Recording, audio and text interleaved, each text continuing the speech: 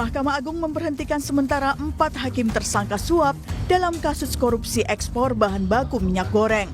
Keempat hakim tersebut adalah Ketua Pengadilan Negeri Jakarta Selatan Muhammad Arif Nurianta. Arif diduga menerima suap 60 miliar rupiah untuk mengatur agar 3 korporasi terseret perkara korupsi divonis lepas, yakni Permata Hijau Group, Wilmar Group, dan Musim Mas Group. 3 hakim lainnya yaitu Hakim Ketua Sidang Juyamto serta 2 hakim anggota Agam Syarif Baharudin dan Ali Muhtarom. Ketiga hakim diduga menerima suap dari pengacara para terdakwa melalui Arif Nurianta sebesar 22,5 miliar rupiah. MA akan memberhentikan mereka secara tetap jika telah ada putusan yang ingkrah atau berkekuatan hukum tetap. Mahkamah Agung menghormati proses hukum yang dilakukan oleh Kejaksaan Agung terhadap Ketua Pengadilan Negeri Jakarta Selatan dan Majelis Hakim Tipikor pada Pengadilan Negeri Jakarta Pusat. Hakim dan panitera yang telah ditetapkan sebagai tersangka dan dilakukan penahanan akan diberhentikan sementara. Jika telah ada putusan yang berkekuatan hukum tetap, akan diberhentikan tetap. Menurut Kejaksaan Agung, ketiga hakim ini ditunjuk oleh Wakil Ketua Pengadilan Negeri Jakarta Pusat saat itu, Muhammad Arif Nurianta, untuk menjatuhkan putusan onslah atau lepas dalam perkara korupsi ekspor bahan baku minyak goreng di Pengadilan Negeri Jakarta Pusat, sehingga para terdakwa dilepaskan dari tuntutan jaksa penuntut umum. Tim penyidik telah menetapkan 3 orang sebagai tersangka dalam perkara ini. 1. Tersangka ABS selaku hakim pada Pengadilan Negeri Jakarta Pusat. Yang kedua, tersangka AM berdasarkan surat penetapan nomor 26 tanggal 13 April 2025. Dan yang ketiga, tersangka DJU yang bersangkutan adalah hakim pada Pengadilan Negeri Jakarta Selatan.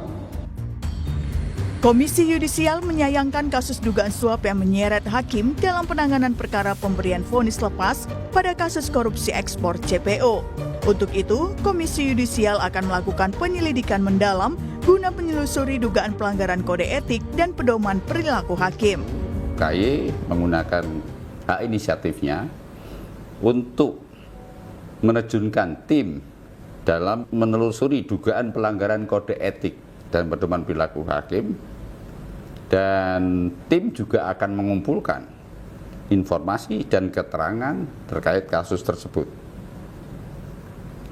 serta memproses informasi atau temuan apabila ada indikasi pelanggaran kode etik hakim. Kasus suap hakim bukan kali ini saja terjadi. Sebelumnya, 3 hakim Pengadilan Negeri Surabaya tersangkut suap dalam kasus pembunuhan Ronald Tanur. Ketiganya didakwa menerima suap sebesar 4,67 miliar rupiah terkait vonis bebas Ronald pada 2024 lalu. Hingga kini, sidang atas kasus suap ini masih berjalan. Tim Liputan Kompas TV.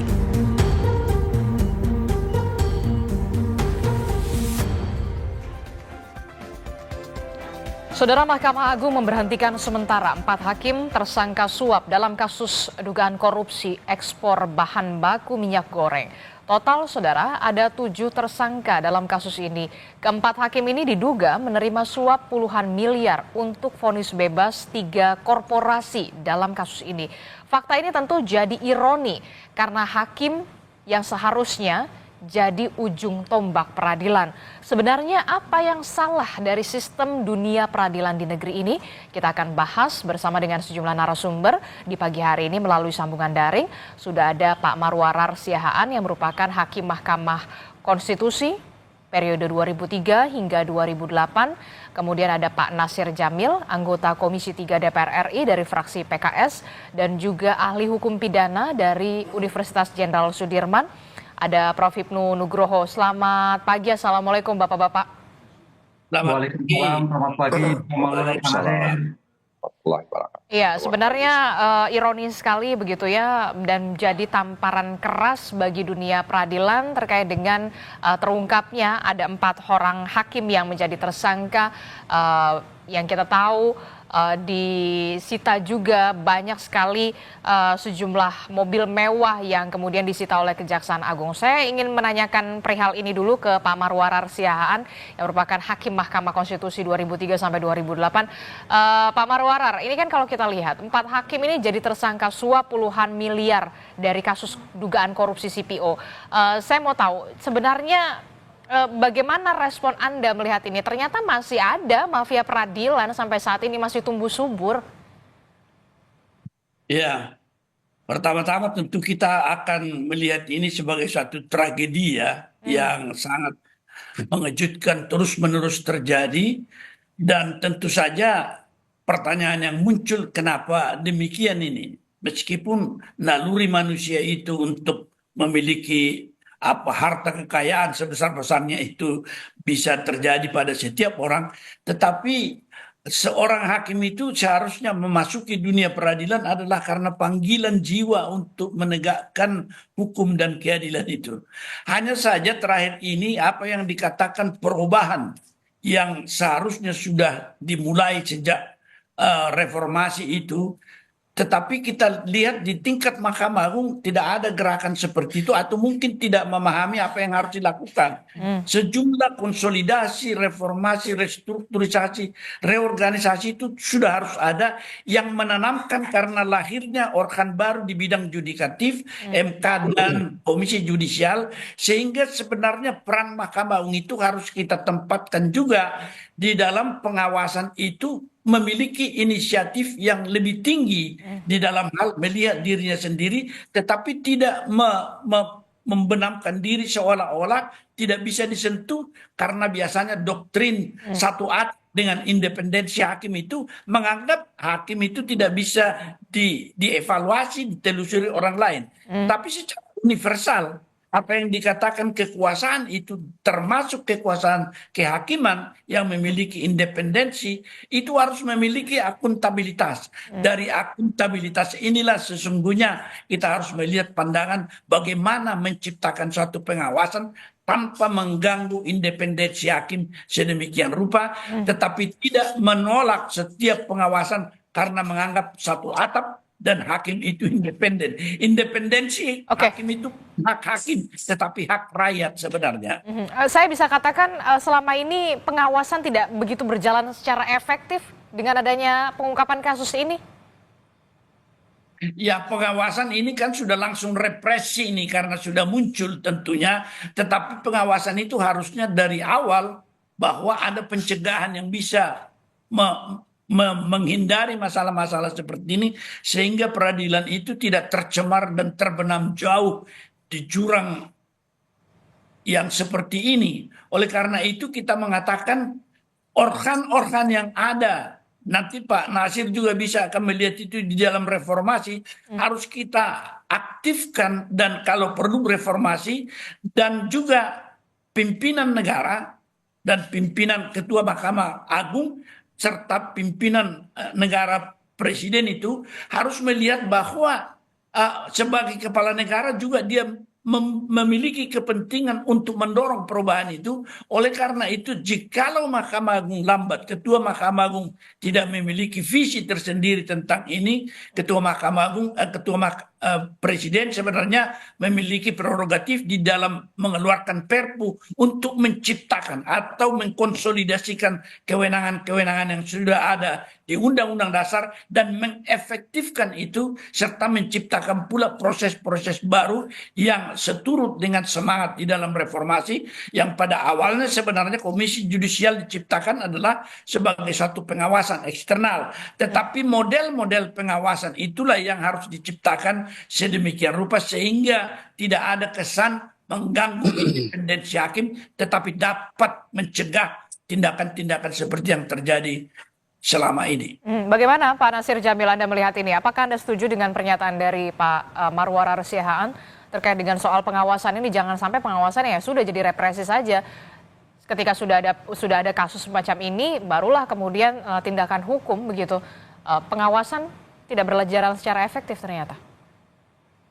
Ya, seperti kata pepatah, malang mujur tak dapat diraih, malang tak dapat ditolak. Barangkali pepatah ini cocok untuk menggambarkan situasi yang menimpa ya para hakim yang diduga terlibat dalam kasus korupsi tersebut. Dalam pandangan kami, Mahkamah Agung sebenarnya sudah melakukan upaya-upaya yang kuat untuk mereformasi peradilan ya, di Indonesia ini. Tapi tentu saja semua itu tidak bisa diawasi dengan baik.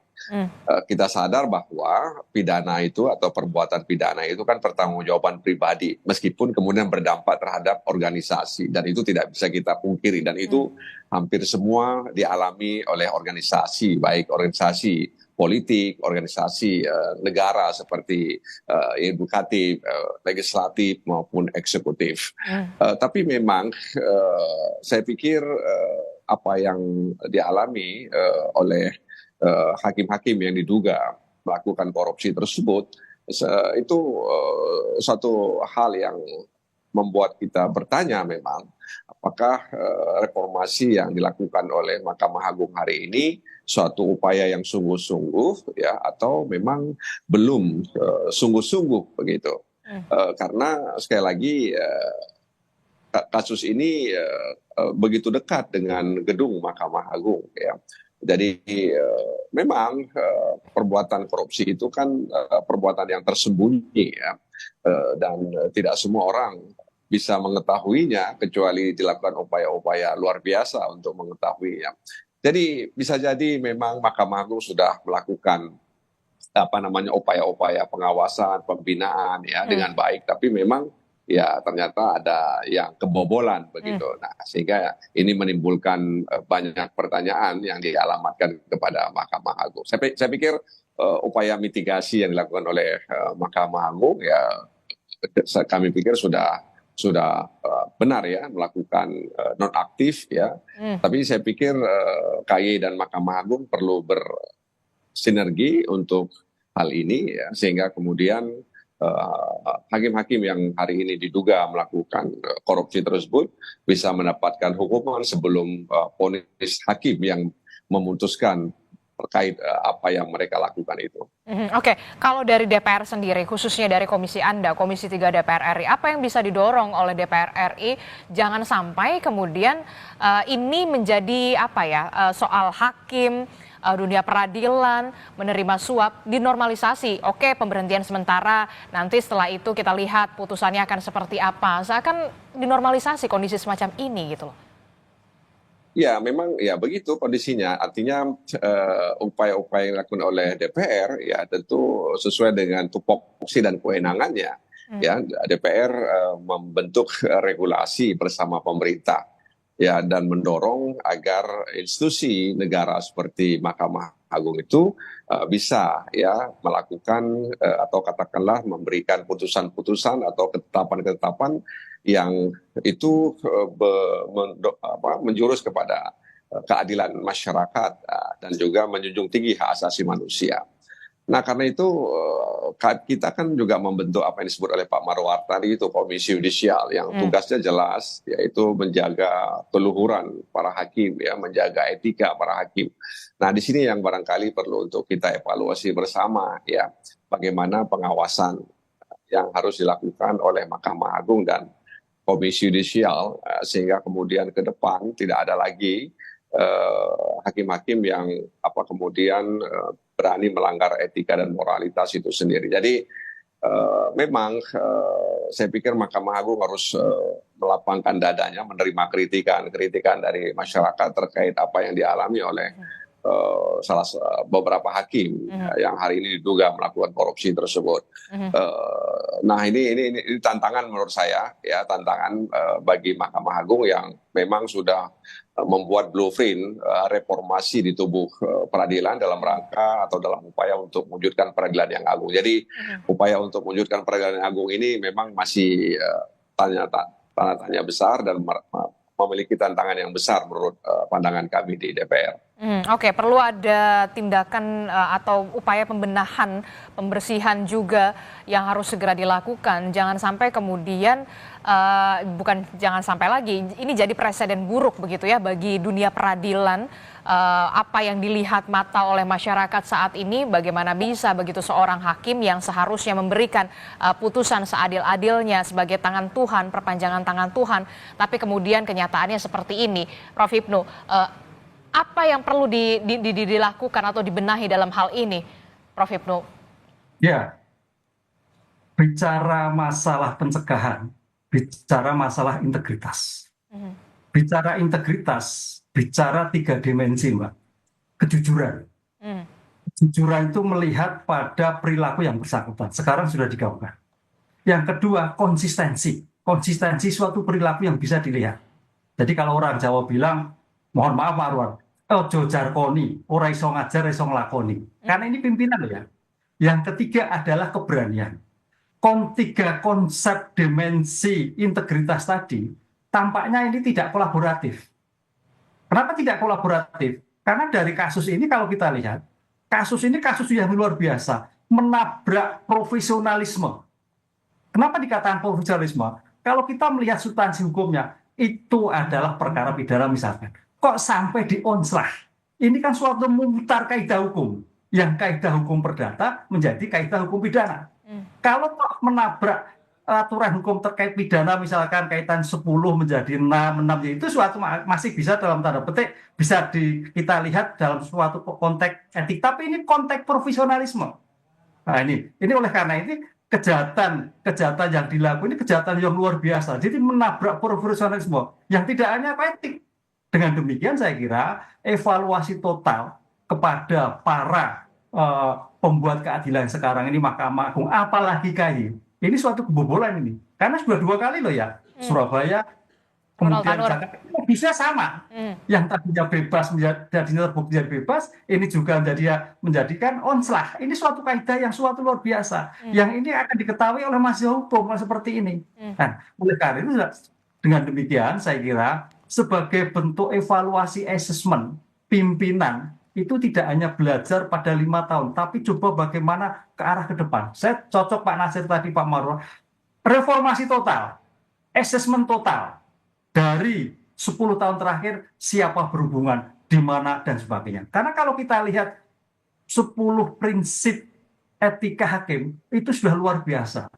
Bahkan kita lihat sisi sosialnya sudah hilang. Mungkin Pak Umar pernah jadi hakim, mau ketemu aja nggak bisa, mau ngopi aja sulit, kan gitu. Nah ini kalau sampai ketemu ada suatu transaksi, ini kan luar biasa. Berarti prinsip-prinsip etika yang digaungkan ini hanya sebatas formalitas, tidak masuk pada sikap pribadi. Apalagi kalau kita lihat hakim itu bicara atas nama ketuhanan. Apakah tidak berpikir bahwa yang diucapkan itu atas nama Tuhan? Ini Mbak yang saya kira kembali pada nilai-nilai spiritual hakim yang harus timbul dalam suatu permasalahan yang bersangkutan. Oke, itu yang saya maksud. Kemudian vonis bebas seakan menjadi diobral begitu ya ketika menangani sebuah perkara begitu tanpa melihat apakah ini sesuai atau tidak begitu ya. Nah, apa yang bisa kemudian dilakukan? Mengapa? Tapi begini, kita kemarin melihat gitu Pak Prabowo concern betul soal kesejahteraan hakim, Pak Nasir Jamil, Pak Marwarar dan juga Prof. Hipnu, bahkan Pak Prabowo sendiri ingin kemudian kesejahteraan hakim itu ditambah gitu ya dengan adanya penambahan gaji terhadap hakim. Dengan adanya kasus semacam ini, publik bisa saja menilai, wah kalau hakimnya maunya mobil semacam semewah ini begitu ya, mana bisa dengan penambahan gaji yang diberikan oleh pemerintah. Jawaban Anda, Pak Nasir? Iya, komitmen Pak Prabowo tentu sesuatu yang dilihat sebagai sebuah realita yang tidak bisa dihindari. Bukan hanya hakim sebenarnya, panitera juga mengalami hal yang sama. Ya. Dan kemarin Presiden sudah menerbitkan peraturan Presiden ya untuk memberikan tambahan kesejahteraan. Tapi memang ya katakanlah semacam isi tas ya itu juga harus berbanding lurus dengan integritas ya. Jadi isi tas itu juga belum tentu menjamin integritas. Tapi Presiden sudah sungguh-sungguh ya ingin memperhatikan kesejahteraan para hakim ya. Dan harapan kami juga sebenarnya panitera juga diharapkan juga mendapatkan hal yang sama.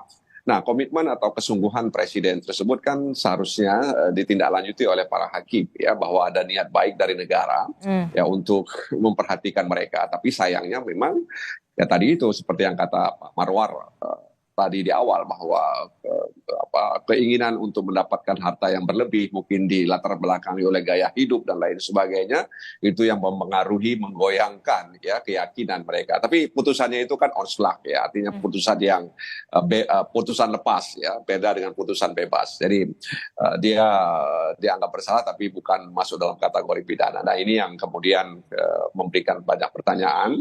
Dan sebelumnya juga ada kasus perdata. Memang sebahagian besar hakim yang saya coba komunikasi, mereka mengatakan memang cukup berani sebenarnya putusan itu diberikan ya, dan ternyata memang ada sesuatu di balik putusan tersebut. Nah, syukurlah saya pikir Mahkamah Agung, saya dengar sudah memetakan mana hakim yang putih, abu-abu dan hitam ya. Mudah-mudahan pemetaan ini bisa berdampak sebenarnya terhadap upaya mengembalikan kepercayaan masyarakat kepada institusi peradilan, karena apa yang terjadi di Surabaya kemudian terjadi di PN Jakarta Selatan, mau tidak mau harus kita akui itu menggerus ya kepercayaan publik kepada institusi peradilan ya. Mereka mungkin sebagian besar tidak simpati dengan penegakan hukum yang ada di Republik ini. Oke. Kemudian pertanyaan saya selanjutnya adalah apa yang bisa dilakukan oleh institusi peradilan untuk bisa mengembalikan lagi kepercayaan masyarakat setelah kemarin vonis bebas Ronald Tanur, kemudian sekarang vonis lepas begitu terhadap pihak swasta, begitu perusahaan swasta terkait dengan kasus ini. Apa yang bisa dilakukan oleh institusi peradilan untuk bisa kemudian mengembalikan lagi marwah peradilan kita di mata masyarakat, untuk bisa mengembalikan ini semua, Pak Marwarar, Prof. Hipnu dan juga Pak Nasir. Tapi jangan dijawab dulu, kita jeda dulu. Usai jeda kami akan kembali bersama Anda. Terima kasih Anda masih bersama kami dalam Sapa Indonesia Pagi. Saudara, kita masih membahas bagaimana kasus 4 hakim yang kemudian menjadi tersangka dugaan suap dari vonis lepas terkait dengan kasus suap impor atau suap minyak CPO begitu ya. Masih bersama saya sudah ada Pak Nasir Jamil dari DPR, kemudian juga ada Pak Marwarar, kemudian ada Prof. Hipnu. Saya mau membahas soal ini dulu. Bagaimana kemudian institusi peradilan ini bisa kembali mengembalikan kepercayaan masyarakat di tengah kasus dugaan suap yang kita tahu sudah ada Ronald Tanur, kemudian ini ada lagi begitu, bahkan 4 hakim yang kemudian jadi tersangka, bahkan salah satu hakim Pak Juhiamto ini sangat dekat sekali dan komunikatif sekali dengan para wartawan, teman-teman media. Saya sungguh miris dan juga ironi begitu ya Pak Marwarar. Apa yang bisa dilakukan oleh institusi peradilan begitu ya menjawab keresahan dari masyarakat? Apalagi ini merupakan penegak hukum yang seharusnya perpanjangan Tuhan untuk memberikan keadilan bagi masyarakat. Jawaban Anda, Pak Marwarar. Iya, kita sesungguhnya sudah harus belajar berat ini dari kasus-kasus ini, tetapi juga ada sesuatu hal yang perlu berubah sikap dari pimpinan-pimpinan di Mahkamah Agung, karena di Mahkamah Agung juga itu peristiwa seperti ini tampaknya beberapa saat yang lalu terjadi. Oleh karena itu, salah satu sikap yang harus kita lihat, harus mengingat juga bahwa Mahkamah Agung sendiri di dalam apa yang dikatakan pedoman reformasi Mahkamah Agung tahun 2005 mengatakan pengawasan internal itu memang lemah. Karena secara internal, kalau mereka sendiri yang mengawasi, ya dia melihat kawan-kawan sendiri sehingga dia lembek. Yang kedua, bahwa hakim itu sendiri mengawasi hakim agung kan memiliki tugas yang full time dan dia tidak akan dapat melakukan itu secara full time juga kecuali mendelegasikan kepada badan pengawas. Dan yang kedua, kalau kita lihat juga kita belajar kepada apa yang terjadi di dunia lain, dan saya melihat ini kelambanan kita mengakui bahwa teknik pengawasan, teknik apa yang dikatakan telah diakui akibat daripada kebutuhan akuntabilitas dari hakim itu yang tidak hanya menyatakan dia independen, tetapi tidak ada kekuasaan konstitusional yang tidak harus dipertanggungjawabkan, maka menjadi persoalan teknik tanpa menyentuh independensi itu yang kita lihat di negara lain itu ada teknik-teknik dari monitoring, evaluasi, bahkan mystery shopping yang dilakukan sehingga dia mengikuti dengan tegas apa yang terjadi di proses yang berlangsung kalau misalnya ada potensi-potensi yang dilakukan dalam hal ini. Dan ketiga, kalau saya melihat bahwa posisi Komisi Yudisial termasuk sesudah putusan Mahkamah Konstitusi yang banyak disalahpahami seolah-olah KY tidak memiliki kewenangan pengawasan, maka yang menjadi persoalan Komisi Yudisial tidak berwibawa. Oleh karena itu kalau kita perhatikan bagaimana hakim tidak terlalu serius dalam melihat bahwa kalau turun Komisi Yudisial itu tidak terlalu serius di dalam melihat pengawasan itu karena mereka berpedoman kepada apa yang disebutkan struktur terhadap Mahkamah Agung. Bahkan kalau saya mengatakan ini, saya pernah mendengar bahwa di kalangan internal hakim dulu ini nggak usah kalau dipanggil oleh KY atau diperiksa nggak usah atensi lah, itu tidak terlalu berpengaruh itu. Nah oleh karena itu saya ingin mengajukan usul yang sangat ekstrim sebenarnya. Apa itu? Seperti di negara-negara lain bahwa ketua KY itu ex officio dijabat oleh ketua Mahkamah Agung atau ketua MK sehingga posisi daripada KY itu dengan sendirinya menjadi terangkat. Ini beberapa di antara hal-hal yang saya sangat pikirkan dalam melihat proses pengawasan yang terjadi di dunia peradilan yang kita sebenarnya bisa mencegah semua ini karena naluri manusia itu adalah bagaimana makmur sendiri tanpa mempertimbangkan banyak hal kecuali kalau ada pencegahan atau juga peringatan. Meskipun kita katakan bahwa menjadi hakim panggilan tetapi demonstration effect dari apa yang terjadi di sekitar hakim di kalangan bisnis atau di kalangan pemerintahan, hidup mewah itu menjadi suatu hal yang sangat bagus.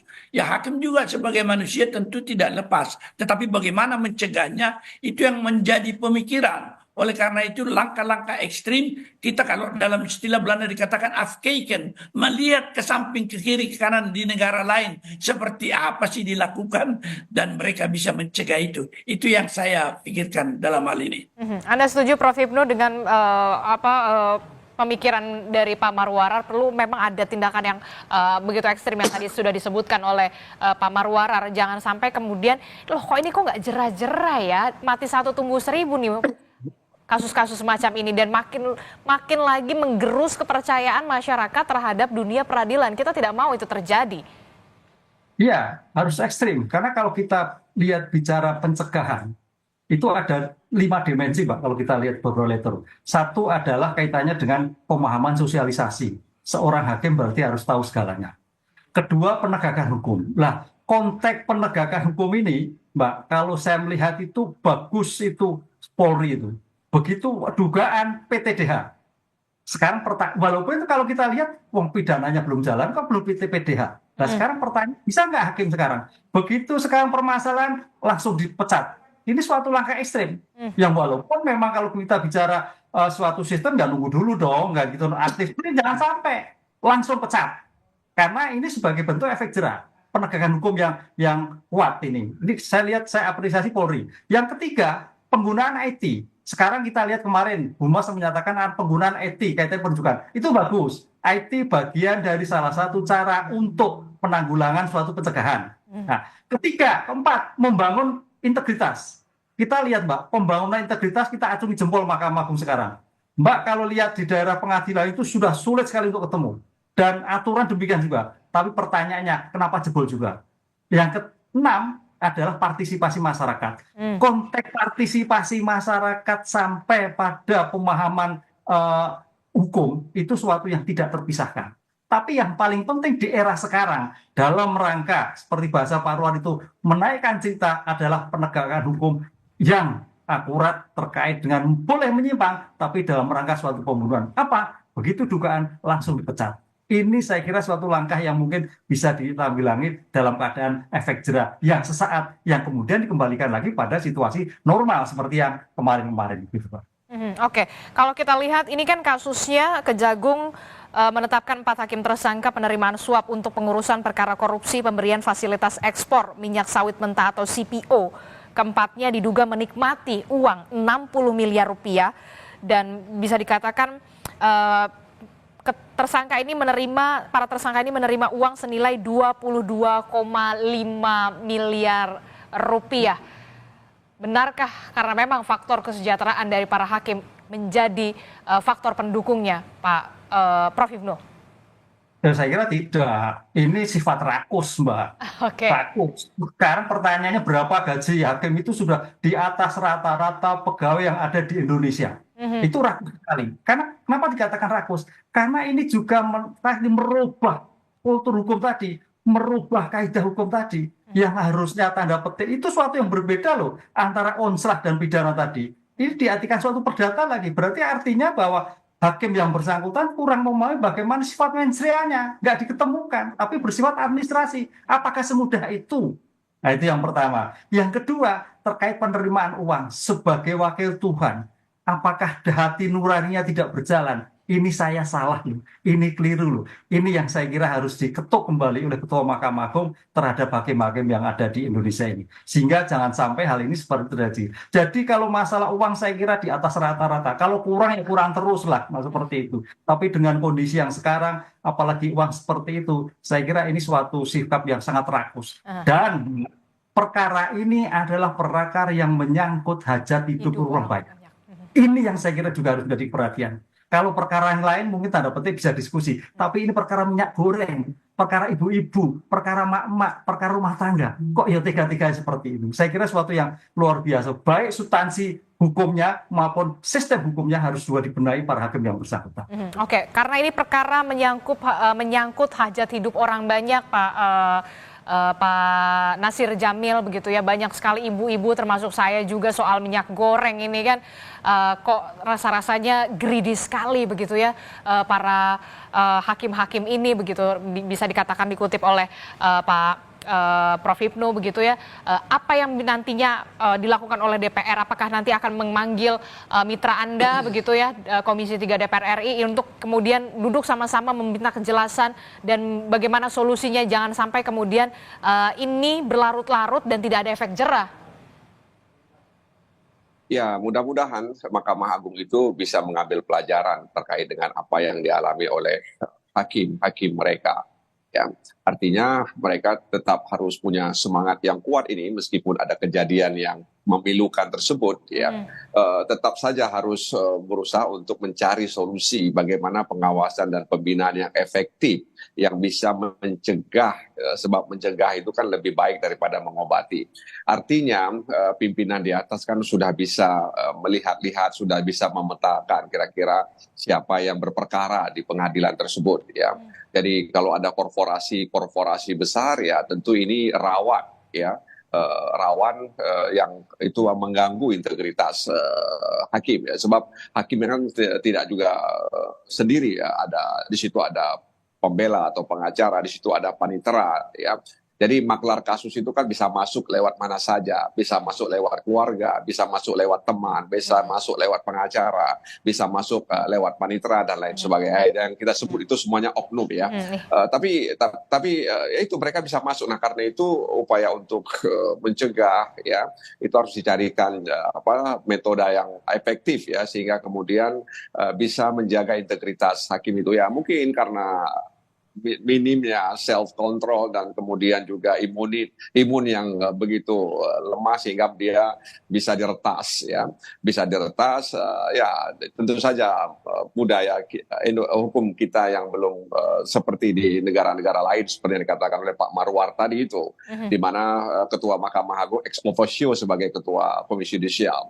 Ya di beberapa negara seperti itu ya, tapi memang didukung oleh budaya hukum mereka yang cukup baik ya, sehingga hakim-hakim di sana sangat menjaga independensinya, menjaga integritasnya. Jadi memang bukan hanya soal kesejahteraan hakim yang menjadi pekerjaan rumah kita, masalah integritas ini juga menjadi pekerjaan rumah yang belum selesai yang harus dikerjakan oleh Mahkamah Agung dan Komisi Yudisial. Oke, terakhir Pak Marwarar, singkat saja. Ya, Kalau saya selalu ingat ini ketika saya juga dulu hakim peradilan umum. Kalau kita ingatkan juga kawan-kawan ojo ngono lah gitu. Tapi mereka mengatakan begini, Bapak ini lugu kali katanya. Di atas pun begitu semua itu katanya. Di Mahkamah Agung juga begitu. Dan ini saya kira harus kita mulai dari atas. Oleh karena itu di dalam proses ke depan tidak usah lagi ada masalah-masalah yang muncul di tingkat atas sehingga mereka memiliki wibawa juga ke bawah ketika melakukan apa yang dikatakan arahan-arahan.